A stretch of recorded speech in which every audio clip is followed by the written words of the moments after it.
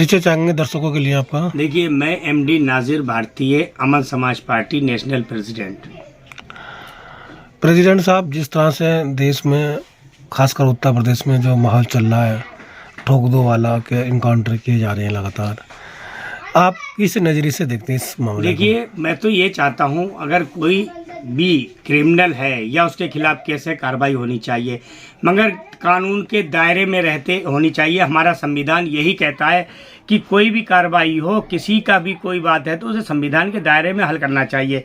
मगर योगी सरकार, योगी मेरी समझ में नहीं आया। योगी जी एक वो दिन भूल गए जिस दिन पार्लियामेंट में दहाड़ दहाड़ के रो रहे थे। मैंने खुद लाइव देखा था, मेरे पास फुटेज भी है। बहुत बुरी तरीके से रो रहे थे। कह रहे थे, अध्यक्ष महोदय जी, देखिए मेरी जान को खतरा है, मेरा इनकाउंटर हो जाएगा। क्यों योगी जी?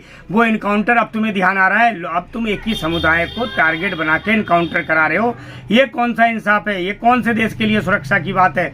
देखिए योगी जी, पहले तो आपके ऊपर मुकदमे इतने हैं, आप खुद जानते हो कितने मुकदमे हैं, ऐसे ऐसे संगीन मामले आप पे दर्ज हैं। बताइए फिर आपके साथ क्या होना चाहिए? तो आप ही बता सकते हैं या कोर्ट बताएगा? सुप्रीम कोर्ट ने हाल ही में कहा है कि जितने भी केस हैं उत्तर प्रदेश के सारे खोले जाएंगे। मैं तो स्वागत करता हूं सुप्रीम कोर्ट का कि ये केस खोले जाएं और जो सजा के पात्र हैं उन्हें सजा मिले। देखिए, आपने तो ये योगी सरकार ने तो हद कर दी है और मोदी सरकार ने, इन्होंने कानून को ताक पर रख दिया है। अगर तक कानून को तुम्हें ताक पे रखना है, खुद फैसले करने हैं, तो सुप्रीम कोर्ट कोर्टों में ताले लगा दो, अदालतों में अपने आप फैसले कर लो। क्या जरूरत है तुम्हें, क्या नाम है, कोर्ट कचहरी के चक्कर में? बताइए कितनी साजिश। देखिए कि वो एक हफ्ते से चिल्ला रहे बेचारे, दोनों ये कह रहे थे कि देखिए मेरा मर्डर हो जाएगा, मेरा इनकाउंटर हो जाएगा, मुझे मार दिया जाएगा। इसका क्या मतलब? उन्हें पहले पता था। अधिकारियों में खुलासा हुआ है, मैंने एक न्यूज में देखा है। तो उन्होंने कहा, एक अधिकारी ऐसा, उसने ये कहा था कि ऐसा है, तुम्हें कुछ दिन के हो, तुम्हारा जो टिकट हम काट देंगे। देखिए वो अधिकारी, वो चिट्ठी सुप्रीम कोर्ट के पास है, उसी में खुलासा होगा। उन्होंने नाम नहीं लिया था, मगर वो खुलासा जग जाहिर हो जाएगा, पता लग जाएगा क्या साजिश है। जांच चल रही है। नहीं, जांच का है कि जब पुलिस कस्टडी में लाइव मर्डर हुआ, पहली बार लाइव मर्डर आपने देखा? हाँ, यही मैं कहना चाहता हूँ। तो जांच में बचा क्या उसमें? मैं एक बात पूछना चाहता हूँ योगी सरकार से, वहाँ के प्रशासन से। बताइए, आपका पूरी बटालियन है, फोर्स चल रही है उनके साथ और तुम्हारे साथ चारों तरफ। वो बंदा आके 1 फुट की दूरी पे कनपट्टी पे रख के तमंचा कैसे मार सकता है, कैसे गोली मार सकता है? देखिए कहाँ सो रहा था प्रशासन, कहाँ जाए, क्या कर रहा था? देखिए सब प्रशासन की नाकामी है और योगी सरकार की नाकामी है। योगी सरकार को इस्तीफा फौरन दे देना चाहिए। उत्तर प्रदेश में जो है वो इस टाइम गुंडा राज चल रहा है। योगी साहब कुछ भी कह लें, मगर 100% गुंडा राज है यूपी में।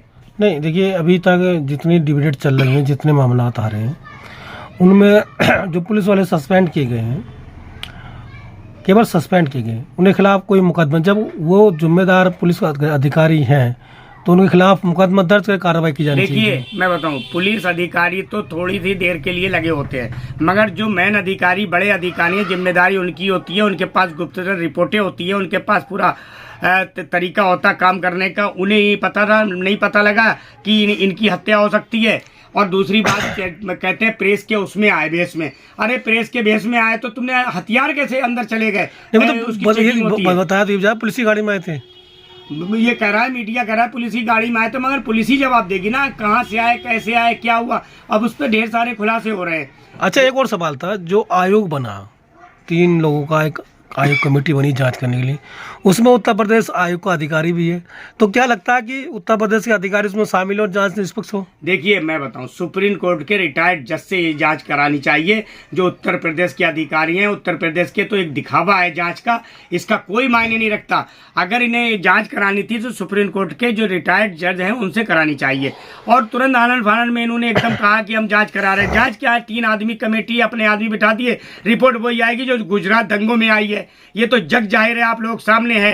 एक गुजरात दंगों की बात करा, हाथरस का कांड है, और एक वो नेता के लड़के ने, उसने गाड़ी चढ़ा दी थी, आज वो भी आजाद, सब घूम रहे हैं। बताइए, इनकाउंटर तो उनका होना चाहिए जो खुलेआम गुंडागर्दी कर रहे हैं, मगर ये एक समुदाय को टारगेट ये लोग बना रहे हैं। ये अच्छी बात नहीं है। क्यों एक टारगेट से क्या दुश्मनी है? देखिए ये दुश्मनी योगी और मोदी सरकार बताएगी ना क्या दुश्मनी है।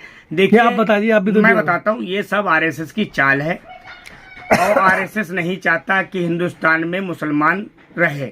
वो जानबूझ के ये हरकतें करते आए हैं और करते रहेंगे। इसमें मोदी सरकार, अब मोदी जी का ले लीजिए, आप ये क्या नाम है अमित शाह को ले लीजिए, आप योगी को ले लीजिए, क्या कौन कौन सी धाराओं में केस दर्ज थे और दर्ज हैं, कितनी कितनी रिपोर्टें आई, क्या है। अब वही वाली बात हो गई, जब सैया बह कोतवाल डरकाए का।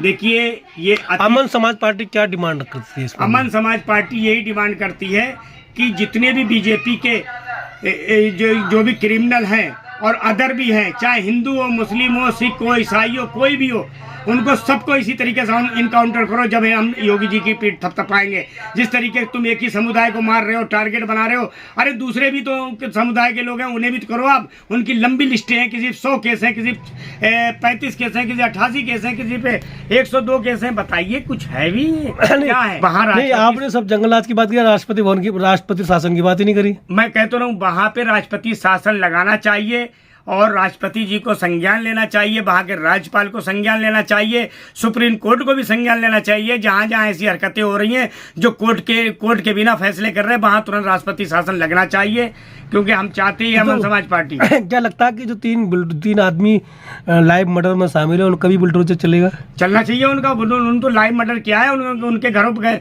बुलडोजर चलने करे। वो उनके घर वाले करे वो 6 महीने से गायब है, वो 6 साल से गायब है। अरे गायब से क्या मतलब है? तुमने भी तो बिना देखे बुलडोजर चलाए हैं, चलवाओ उन पे बुलडोजर।